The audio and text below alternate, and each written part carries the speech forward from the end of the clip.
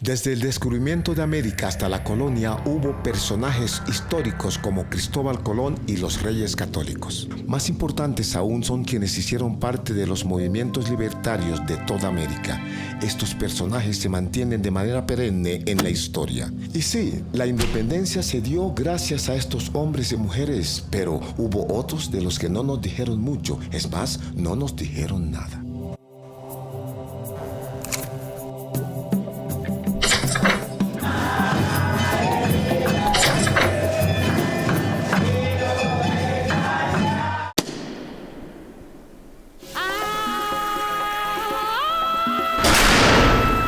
Una reflexión.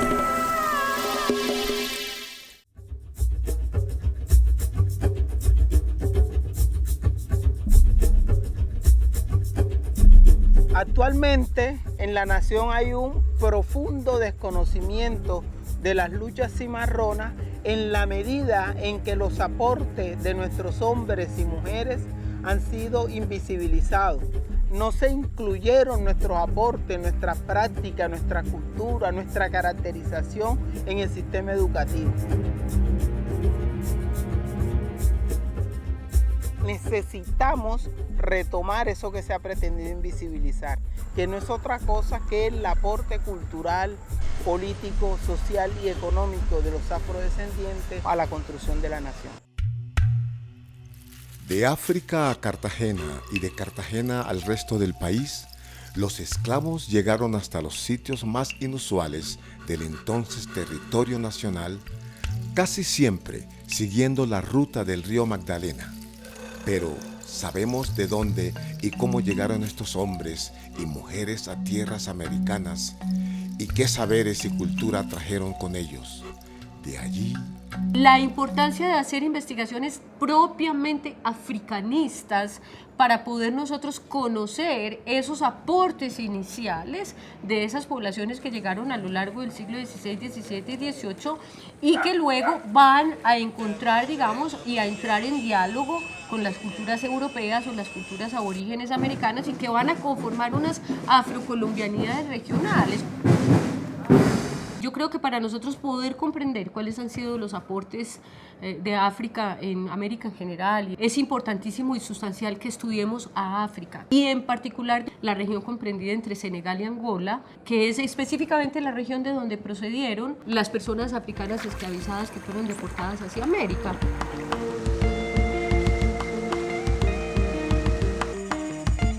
Candelario Obeso fue la voz de los Bogas. Sin embargo, su descripción de esa nación negra no fue del gusto de los escolares de su época. Sus letras han permanecido ocultas y han enriquecido la literatura de la nación con una visión de pluralidad. Yo creo que sí hay un desconocimiento de los escritores afrocolombianos en la academia e incluso en los colegios. Y podemos situarlo también en las raíces, digamos, de la propia literatura afro. Tratan de no difundirla o de que no tenga trascendencia por esa influencia de la literatura europea. Sin embargo, yo creo que de los últimos 5 años por acá se ha dado un auge, una apertura a la publicación y a la recepción oportuna de un amplio público para este tipo de literatura de origen afro. En los últimos años se han hecho esfuerzos muy importantes, como es el caso de la Biblioteca Afro, que rescata varios autores negros importantes desde el siglo XIX hasta hoy. Ya se han hecho algunos esfuerzos, hay grupos de investigación, hay universidades que han estructurado también grupos culturales alrededor de las expresiones afro, pero todavía nos falta mucho. Se debe enseñar escritores afrocolombianos en la escuela básica, primaria y en la secundaria. Hablando de Candelario Obeso, se me hace que es importantísimo porque hace parte de este corpus de escritores colombianos del siglo XIX que estaban proyectando una nación. Y Candelario Obeso construye una nación desde lo negro. Estudiar literatura afro no solamente significa conocer la visión de mundo de los afro, sino conocer la visión del mundo colombiana, que es una visión híbrida, que es una visión diversa. De la misma forma en que en los colegios se lee María de Jorge Isaacs, se pueda llegar a leer obras de Manuel Zapata Olivera. La literatura es un universo diverso y eso creo que debe enseñársele a los niños también.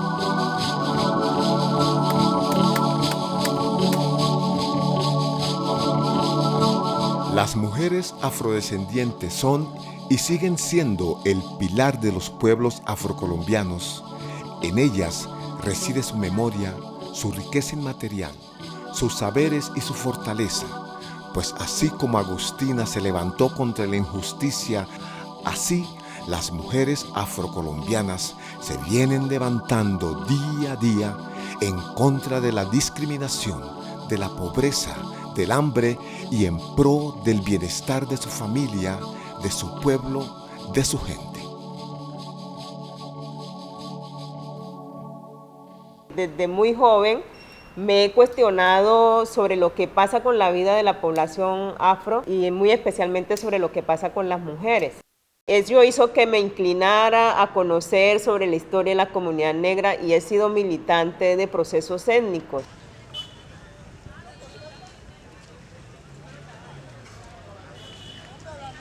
La importancia de la mujer afro en el devenir del pueblo colombiano es la autoinclusión, perseverancia y sostenibilidad en el tiempo de nuestros proyectos.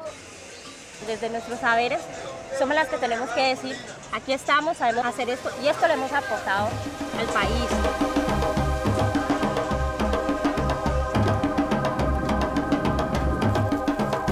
El aporte actualmente de la mujer afro a la construcción de nación está desde diferentes campos. Uno indudablemente es desde la educación y vas a encontrar una mujer que formó líderes que luego vienen a ser representativos para todo el país.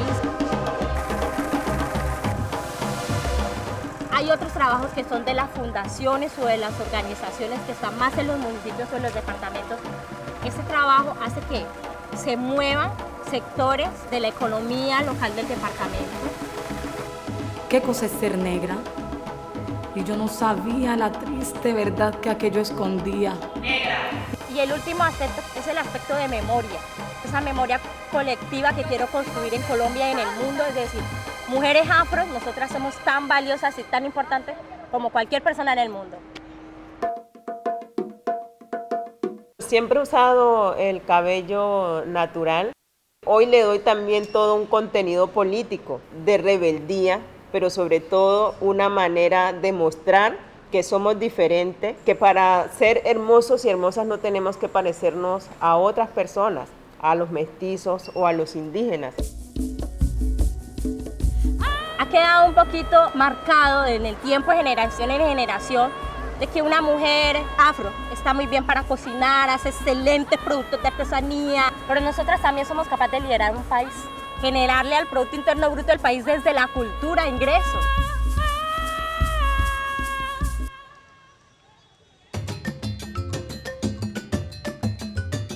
El desarraigo de los esclavizados traídos de África fue total. Sacados de su tierra, tratando de suprimir su cultura, su idioma y hasta su nombre original. En Honda, una negra liberta luchó casi en vano para que le permitieran firmar con su apellido de cuna, Matamba, y así preservar su identidad y la de su prole, que bien puede significar la lucha de todo un pueblo. Creo que la identidad afro tiene unas bases que también se relacionan con la historia de la esclavización, que nos llevó a generar unas condiciones de defensa frente a lo que nosotros somos como personas y que estamos en este momento en un proceso de construcción. Yo creo que la identidad afro que reconoce Colombia es una identidad construida por imaginarios viciados. Yo considero que ni siquiera podríamos hablar de una identidad reconocida en Colombia sobre los afro. Nosotros más bien estaríamos hablando de imaginarios construidos alrededor de los afro que no tienen nada que ver con lo que en realidad es el pueblo afro. A los afros no se les ve de una manera integral, en el sentido de que sean personas que desempeñan distintas actividades, que son competentes. Ciertos conceptos que se tienen sobre la población afro ha contribuido a que nosotros mismos invisibilicemos a los afros. Yo creo que en este momento, por ejemplo, los afros mismos están renaciendo y se están dando cuenta que desde ellos mismos debe venir también la primera respuesta a ese silenciamiento. ¿Y qué? Sí, soy negra. La identidad del pueblo afrocolombiano creo que está fragmentada. Hay personas que te hacen saber o que te guían a que seas afro, porque tus antepasados vinieron desde África. Hay otras personas que dicen, yo no soy negro, yo no soy afro, no mire mi color, a pesar que lo tenga, soy un colombiano más. Entonces, cuando es la hora de acercarnos a qué es lo de nosotros, siempre se queda en lo que genera una plata o en lo que genera un show. ¿Dónde está esa identidad negra? Nosotros mismos como pueblo a veces no lo hemos descifrado. Somos un pueblo que venimos autodescubriéndonos, que venimos construyendo en lo que queremos ser. ¿Qué nos falta? Nos falta el empuje propio y la convicción de dónde queremos y necesitamos estar. La conciencia política y la capacidad de decidir es lo que le otorga a un pueblo la cualidad de la autonomía, es decir, su independencia. Ese muy probablemente era el sueño de Barule. Esa bandera caída en el levantamiento de Tadó sigue esperando ser recogida por los pueblos afrocolombianos del presente para que se lleve a término la lucha por la autonomía cultural, política y social de los afrocolombianos. Hoy los afrocolombianos lo que necesitamos no es que otros decidan por nosotros, es que se nos brinden la posibilidad de poder realmente, de manera inclusiva, permitir que nosotros seamos nosotros mismos.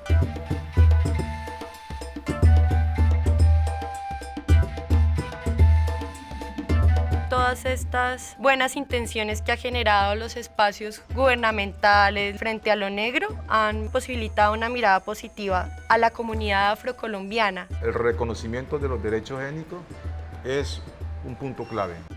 Las constituciones del siglo XIX, en particular la Constitución del 86, lo que nos muestra es negación de la ciudadanía y de los derechos ciudadanos a los descendientes de los africanos por omisión. Para poder ejercer esos derechos ciudadanos, había una condición que era particularmente engorrosa, que era saber leer y escribir. Cuando sabemos específicamente que a lo largo de todo el periodo colonial, debido a que no podían probar limpieza de sangre, los descendientes de los africanos difícilmente pudieron haber ido a la escuela. Fíjense ustedes que es una exclusión por omisión.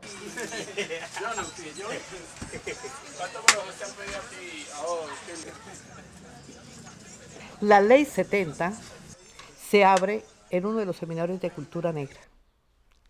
Y allí se empieza a hablar de una reforma de los deberes que se debe tener con la educación, la formación, la cultura de los negros.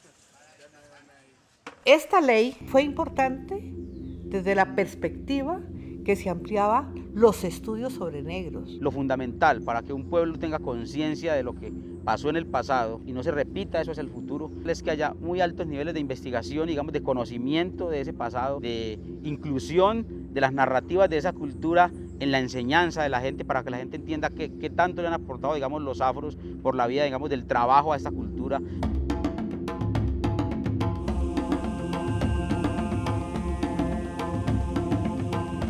Yo me atrevería a decir, no siento que seamos libres, siento que hay visos de libertad, porque la gran mayoría de nuestra población sigue sometida a los patrones de una ideología occidental que no nos las hemos podido sacudir.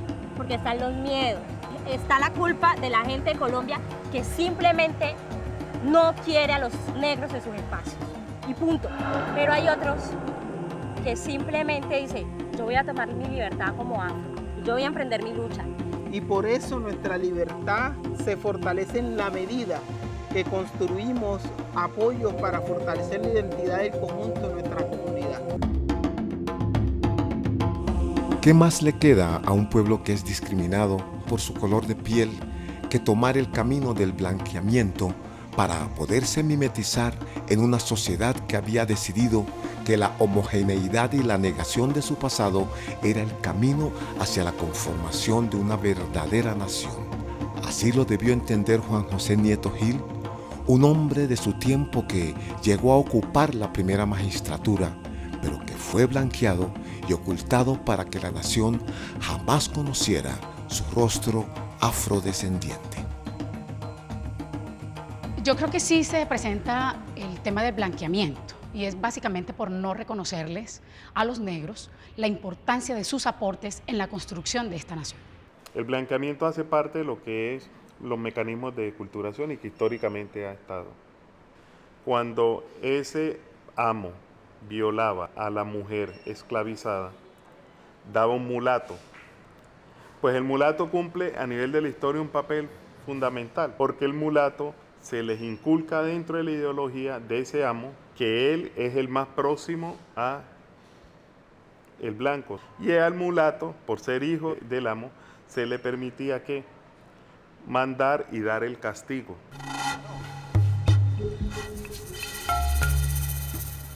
El concepto de blanqueamiento va mucho más allá y es la posibilidad de yo no asumir y de negar mis condiciones y mis raíces históricas.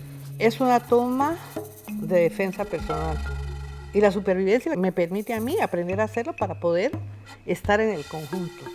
Entonces el blanqueamiento tiene la facultad de mimetizarse ante una sociedad, de no querer ser para no ser tildado.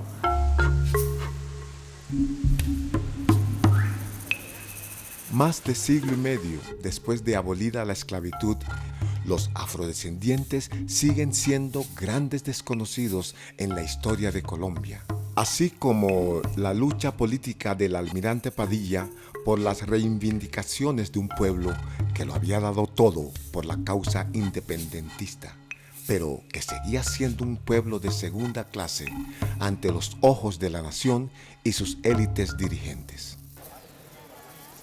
Las posibilidades políticas que tienen los grupos étnicos no son ni regionales, son a partir de participaciones políticas especiales. Todo ha sido por intermedio de las luchas específicas de los pueblos en pro de tener reconocimiento político, si no, no nos las tuviéramos. Los afros en el escenario político colombiano estamos blanqueados. Simplemente tenemos 2 representantes a la Cámara que no representan desde mi óptica el sentir ni las necesidades de las poblaciones afrodescendientes.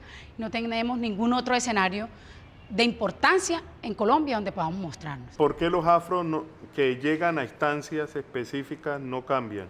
Los que llegan con un nivel de esfuerzo tal que termina así cooptado por una gran mayoría en la cual el ámbito de las actuaciones que pueda generar son mínimas y precarias en torno a eso.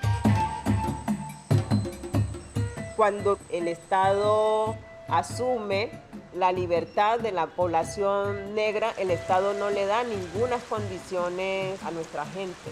Eso hace que empiecen un proceso de construcción de lo que quieren ser, pero muy de manera autónoma.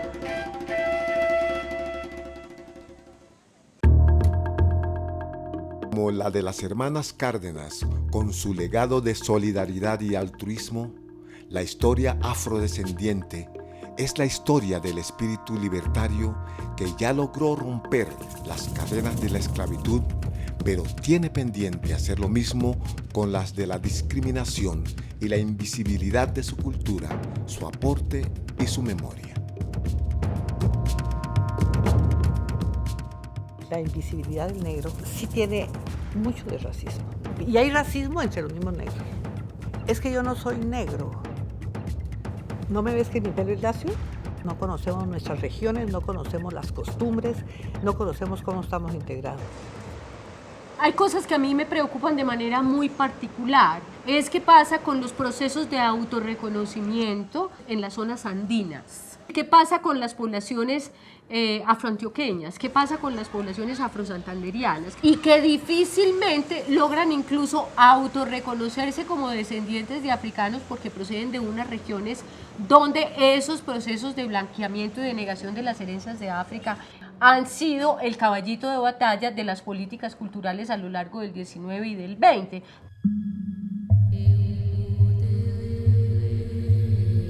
Si vamos a hablar del concepto invisible para la población afrocolombiana, seríamos como un ovni. Sabemos que existen, pero nadie los ha visto. Y por momentos nosotros, así como afrocolombianos, nos sentimos. A pesar de los avances de la Ley 70, sin embargo, todavía sigue siendo muy tímida las instituciones para reconocer los derechos y la cultura, digamos, de los pueblos afrocolombianos, y eso es una forma de invisibilidad. Han sido invisibilizados porque normalmente los ganadores en las guerras opacan tanto la cultura como las tradiciones y las lenguas de los pueblos vencidos.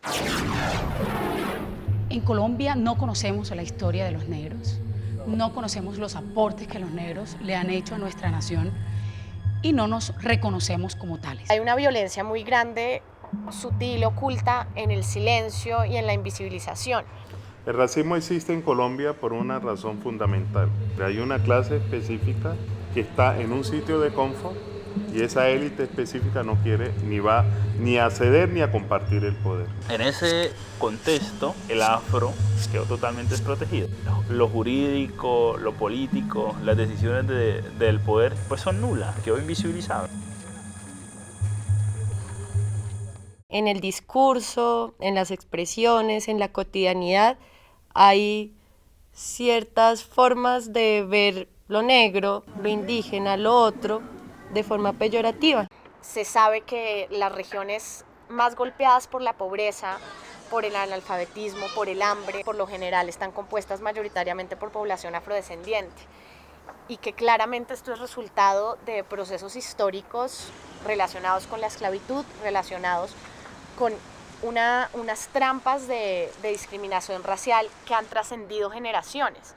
Pero el racismo, que era tan fuerte, se ha debilitado. La gente se ha dado cuenta de lo que puede valer la presencia de un negro.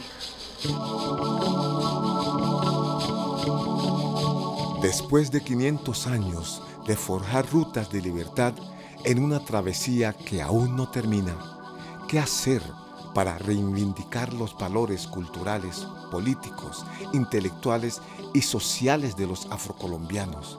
Encontrar la autonomía y la independencia no es una tarea fácil, pero resulta más complicado mantener esas condiciones una vez se alcanzan. Todavía estamos tras de ellas.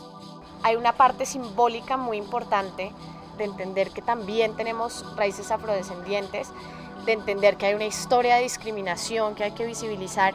Y empezar a conocernos como una sociedad multiétnica. Nuestras raíces que vinieron de África en los cuerpos de los esclavizados son igualmente importantes y deberían ser igualmente importantes en nuestro reconocimiento de una identidad nacional. Mientras no tengamos representaciones reales, políticas, de Estado, nosotros vamos a seguir perpetuando esa condición de esclavización. Es innegable la importancia de la Constitución del 91 con respecto a muchos de los logros que han podido tener las personas descendientes de africanos en Colombia y en particular la Ley 70 de 1993 que va a ser reconocimiento de derechos étnico-territoriales culturales, lo cual no quiere decir que no haya muchísimo por hacer. Para reconocer la identidad afro que todos tenemos deben llenarse como dos escenarios. Uno es el escenario estatal. Yo creo que es hora también de que el Estado empiece a reconocer con políticas y prácticas reales la importancia del pueblo afro en el sistema social. Y por otro lado creo que el sistema académico. Son cosas que hay que empezar a sembrar, por ejemplo una reedición de Nieto, una cátedra de afrocolombianidad obligatoria en los colegios.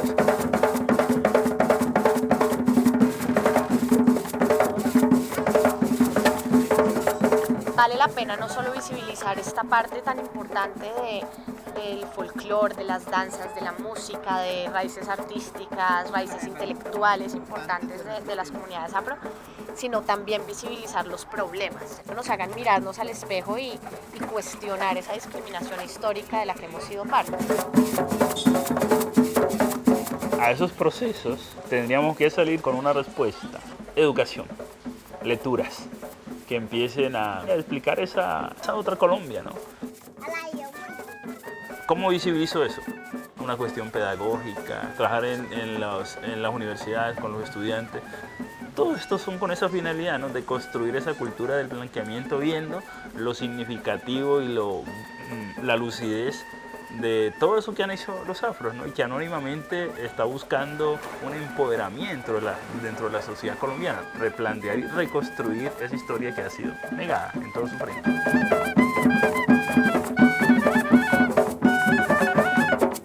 Dicen que los muertos son invisibles, pero no inexistentes. Y esta es una verdad que aplica para aquellos miles de afrodescendientes a los que la historia les negó el mérito. No conocimos sus rostros ni sus nombres, pero sus acciones hacen parte del pasado y presente de esta nación. No obstante, la lucha por el reconocimiento y la inclusión aún continúa.